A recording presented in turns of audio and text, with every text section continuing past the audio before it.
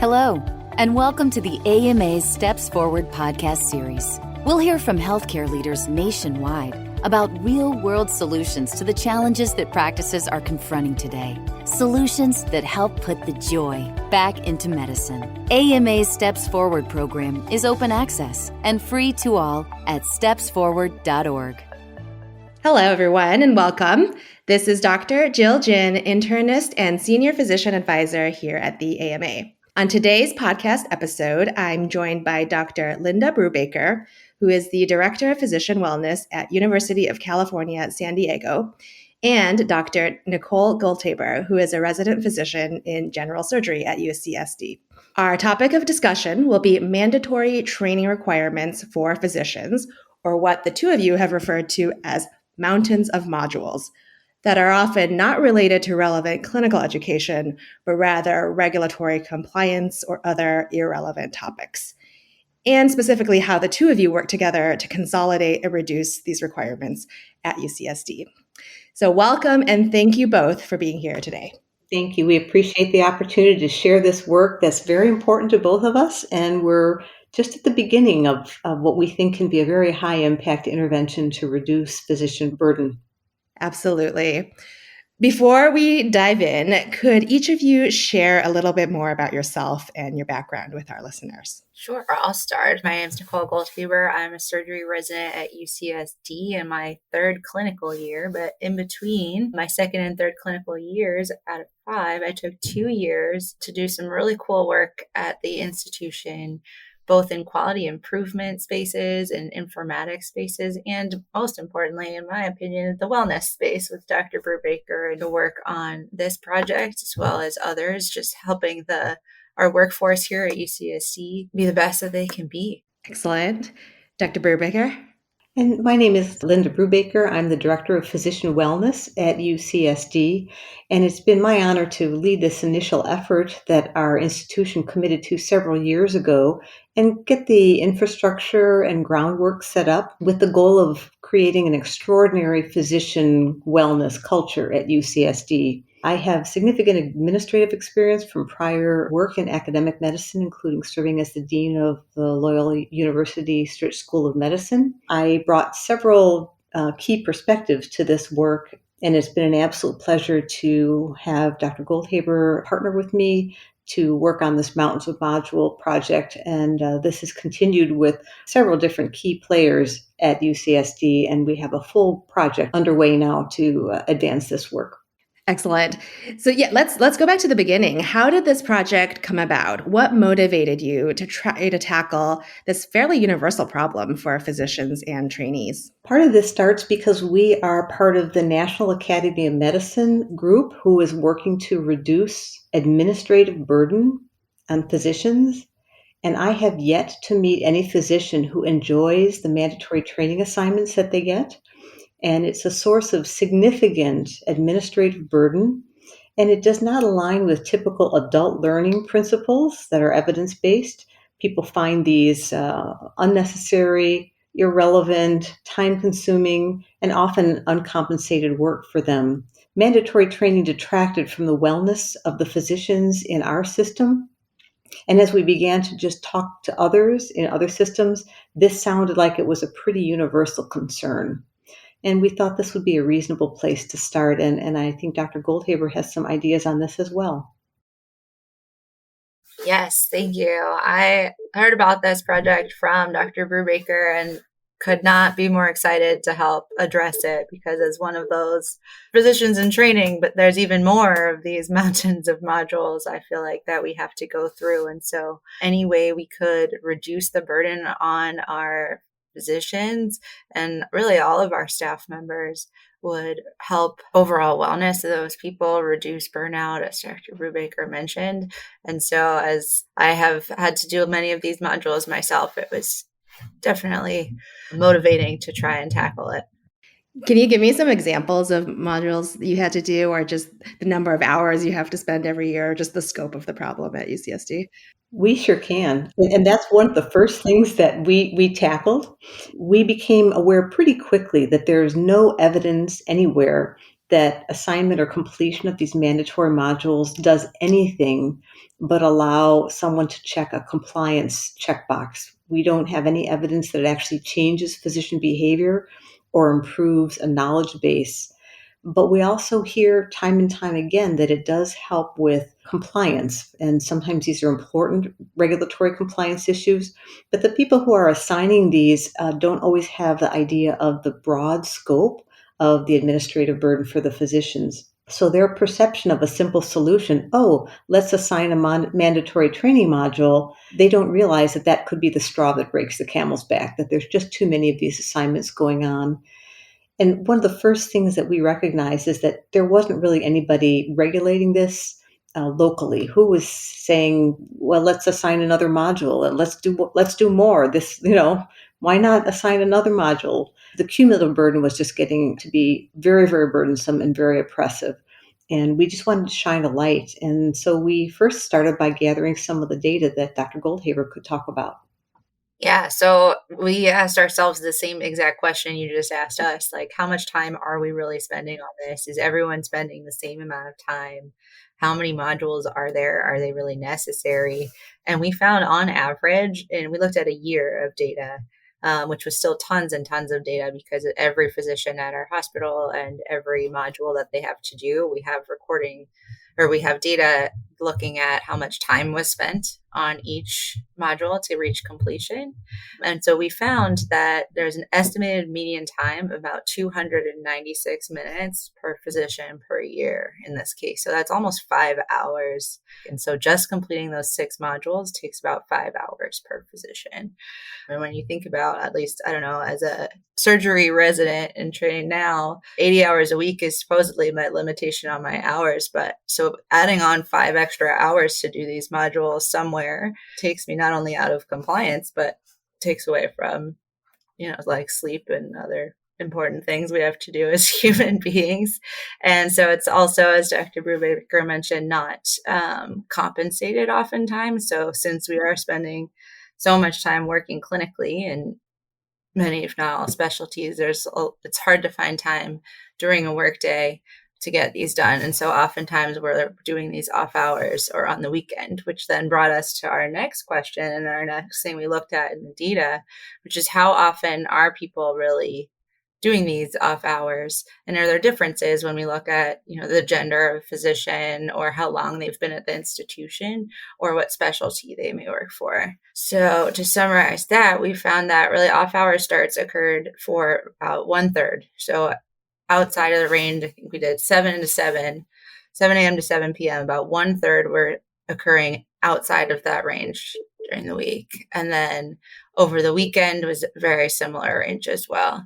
One of the key points that we want to make here is the data that we're talking about today is clearly an underestimate. As Dr. Goldhaber said, we only looked at 6 key modules, and these were because they really are prioritized mandatory training modules that the university regents look at. And we know that there are many, many other modules that are assigned perhaps by departments or clinical units. And so we didn't even look at those in this first blush. So when we saw the administrative burden just from these 6 modules, just over 1 year, it was pretty shocking. Yeah. And I think you've already highlighted a few other key points. One being, the perceived regulatory compliance versus what is true regulatory compliance. I think a lot of times organizations take it upon themselves to interpret these regulatory guidelines and turn it into local policies that then they feel obligated to enforce, even though it was never, a true regulatory requirement in the first place. So that kind of disconnect between what's actually law or legally required versus a local policy that was implemented. That is, I think, one of the breakdown points, as you've mentioned, Linda.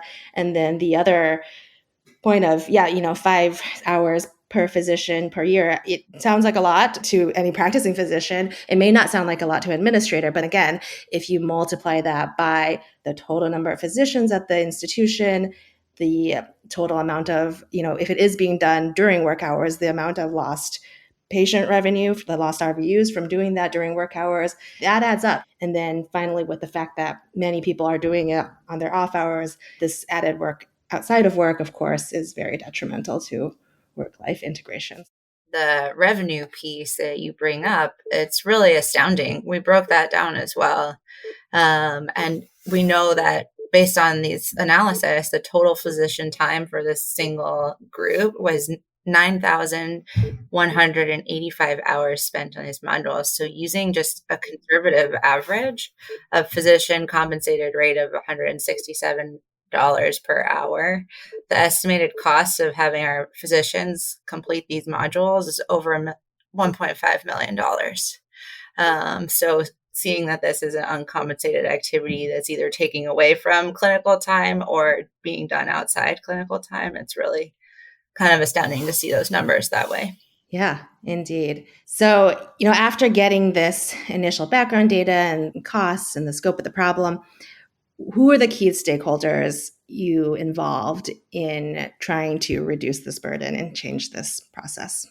Well, we're very fortunate at UCSD to have a very engaged leadership group around physician wellness. And as we brought these initiatives and this data forward to them, they were also able to align with this. They don't like doing these mandatory training modules either.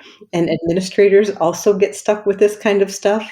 And we realize this is an issue across the entire healthcare workforce, as well as the administrative support teams and executives. And so the good part about this is people line up with these efforts very, very quickly. They recognize that we can do better than this. We can use our healthcare workforce time in a better way. And so one of the first things that they did is help us begin with initiatives such as simply defining what mandatory training. And Jill, you mentioned the issue of finding the actual regulatory language. And so now for UCSD, we require what is the federal or the state or the university policy language or the OSHA, what exactly does that regulation say, what is required? And we haven't found any that say it has to be a slow-moving 60-slide PowerPoint that you can't go on double speed or anything like that. So we know there's a lot of opportunities to trim burden from the way these are assigned. And then we're also working diligently with our team at UCSD to put in filters for who is allowed to assign mandatory training. Just because I think it's important that somebody get trained in this doesn't mean that our 1,680 physicians should get assigned this module. It just doesn't work that way. And so now we're beginning to review that and looking for the opportunity to assign CME credit and award CME credit as an incentive, as an reward for this effort, since there's otherwise uncompensated activities. Gotcha. So is it a compliance officer that you're working with that's on board with this, or? Yeah, we've got a whole mandatory training team that's working together with our Office of Compliance and Privacy and our HR for our health system and our CMO and our physician wellness office. So we've got everybody pulling in the same direction to make sure that the important institutional regulatory needs are met. So the institution, the patients, everybody needs to be protected. And simultaneously, we can reduce the physician administrative burden. We really believe that if we can reduce the burden, we can improve the compliance. And so we think that we're going to be able to make good progress. That's a win-win for the institution and a win-win for our physicians who are facing unprecedented levels of burnout. There's always going to be some regulatory compliance that we can't get away from, but the goal is to minimize it and not overinterpret those guidelines, which I think is sometimes the knee-jerk reaction. Completely. I mean, if you take it to the absurd extreme, you have all the physicians sitting in their desks doing their mandatory modules 365, and no patient care is happening, but boy, we got good compliance scores, right? So we're here to take care of patients. We need to be cognitively healthy to be able to take care of those patients, and we need to reduce administrative burdens in a significant way, including mandatory training requirements. And how long did it take you to roll this out, this first round of changes that you made to the modules? I would say over several months, but it's a very iterative process. Each month that we meet, I mean, even week to week, we make changes. UCSD is not done with this yet. We got a lot more to go. Yes. And truly what I really like about this story is this first part of getting started. In particular, with you, Dr. Goldhaber, how you were able to claim agency and make such a big impact. With AMA Steps Forward, we talk about change from the top down a lot, but also we'd like to remind people that the bottom up is also very possible and important. So with that in mind, do the two of you have any final practical tips or pearls of wisdom for practicing physicians, trainees, or health system leaders who may be inspired to take on this project? First of all, thank you for those kind words. I definitely cannot take all or too much of the credit for this project at all. It was very much a team, multidisciplinary team effort. And I think that is one of my biggest pearls going into anything like this is you really need a team that encompasses every direction that you could look at this. And I'd say also as you are looking at data, there's lots of different ways to look at these numbers on a screen in a spreadsheet, whether it's more qualitatively or you need those statistic tests, or if they seem like they're not making sense in one way, maybe there's a different way to look at it. So I think the two big things I learned is really the importance of a multidisciplinary team and just team in general, as well as thinking creatively about how numbers on a spreadsheet can lead to meaningful information and meaningful change at an academic institution. Yeah, I would just say the startup on this is actually sort of still ongoing because each time we pick up a rock, each time we say, well, who's responsible for this part of the process or how exactly does this work? We're finding things that kind of make us like, really? Oh, well, that's kind of interesting.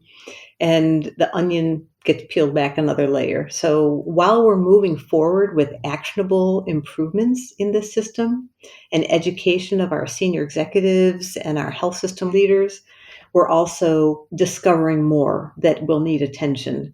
And this affects patients indirectly too, because we don't want physicians to be worn out from mandatory training and less present for patient care. Yeah, exactly. And another thing I wanted to ask is, you mentioned it's a slow process and it's not, one big bang of a change. How much have you shared with your physicians that you're working on this project, or how much have you told them, this is a project that we're prioritizing, that we're trying to make changes on? It's a slow change, but we're really making this effort and just keeping them updated on the process. Yeah, we are sharing pretty frequently. At UCSD, we have a pretty well-developed administrative infrastructure for physicians' wellness.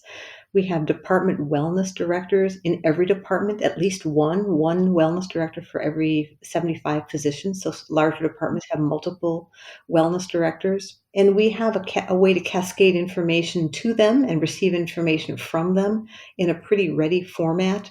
That is backed up with periodic quarterly forums where we call them Deep Well, where anyone who's interested in physician wellness can join in and listen.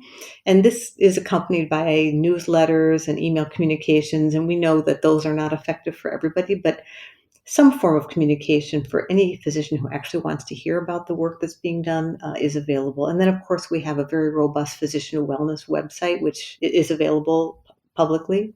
We try to communicate this, which doesn't mean every physician knows about it, but we do our best to push the information out. Right. Because I do imagine just sharing that you're trying is oftentimes helpful. That often engages physicians. And even if the results, like you say, aren't immediate or the physicians aren't immediately happy about this amount of decreased burden, it's at least the fact that they know you're doing something and trying and working on it is important as well. You're so right. And being convincingly clear that you're listening and coupling that with tangible actions that are meaningful for the physicians has really been a good method for us at UC San Diego. And although we have still a lot of work, there are many challenges that affect physician well-being and physician wellness and the electronic medical record, operational issues, etc. If we just keep chipping away at these things and making changes that really improve our physicians' wellness, it's going to make a big difference in our ability to reduce burnout. And we are very committed to that and to making an extraordinary physician wellness culture at UCSD. Well, thank you so much for joining me today, Dr. Brubaker and Dr. Goldhaber. I've learned a lot about this process, and I'm sure our listeners have some great takeaways as well. Thank you for listening to this episode from the AMA's Steps Forward podcast series. AMA's Steps Forward program is open access and free to all at stepsforward.org. Steps Forward can help put the joy back into medicine by offering real-world solutions to the challenges that your practice is confronting today. We look forward to you joining us next time on the AMA's Steps Forward podcast series. stepsforward.org.